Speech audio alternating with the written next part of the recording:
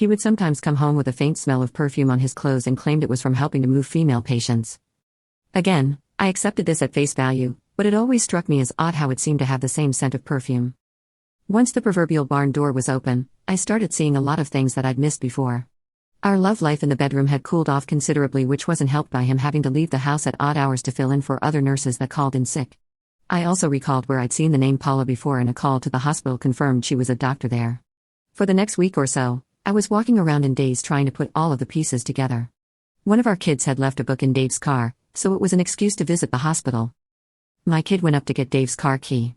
I talked to a nurse in the lobby and joked about how work phones seem like a blessing, but all they do is put you on call 24 hours a day. This led to her eventually telling me that the hospital was too cheap to give cell phones to nurses, so only high-level executives got them, which didn't include Dave. With pretty much everything confirmed, I took some personal time off the next day to talk to a divorce lawyer. The news she gave me was horrible. We lived in a community property state with no-fault divorce. I made more money than Dave. He'd been the primary caretaker of the kids, and we've been married for more than 10 years. Basically, if I filed for divorce, I'd be screwed. Lose the house, pay alimony, he'd get a huge chunk of my retirement, and I'd pay child support for the next decade unless I was lucky enough to be awarded joint custody. The worst thing she told me was that it didn't matter that he cheated. It didn't matter. I was crushed. There was only one person I could trust with this kind of information. She was a fellow teacher that had also made the jump to administration, but was stuck at a school site. Let's call him Andy. Andy had been married at 19, but his marriage was annulled when his wife got pregnant from another man.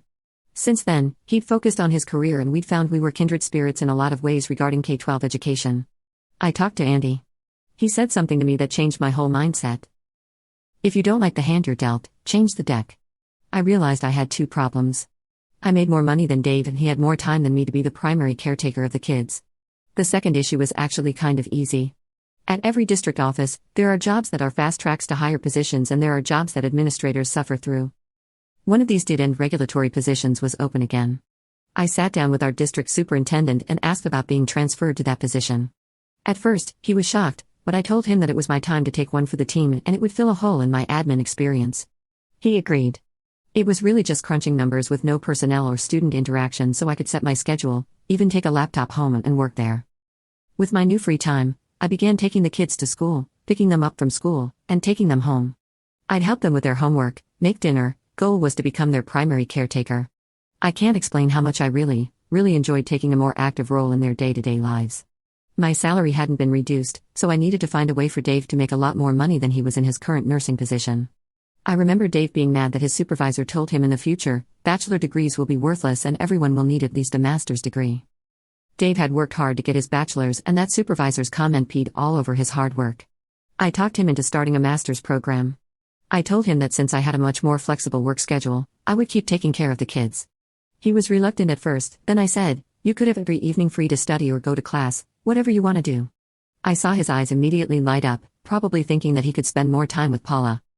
To make sure he was actually completing his master's courses, I paid his tuition and fees directly to his university. It was going to take him between 2 to 3 years to finish. Those years were rough at times.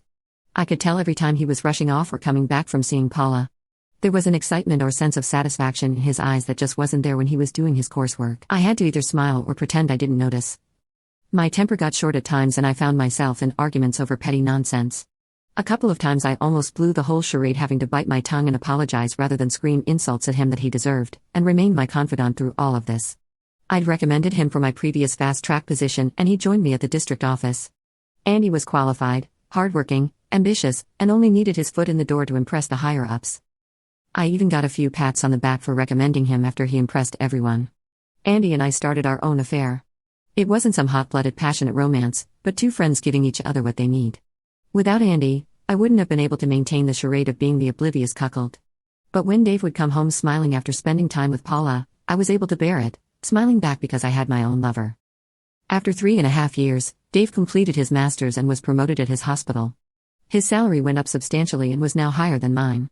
When the kids and I made him a congratulations dinner, I made a joke about him being the breadwinner for the family. With these new facts, he drafted the petition and filed it. When the kids were with my mother, I had Dave served. The deputy knocked on our front door and I let him in, pointing at my husband. He asked his name and then handed him a copy of the divorce petition. With the deputy standing there, I told Dave I wanted a divorce.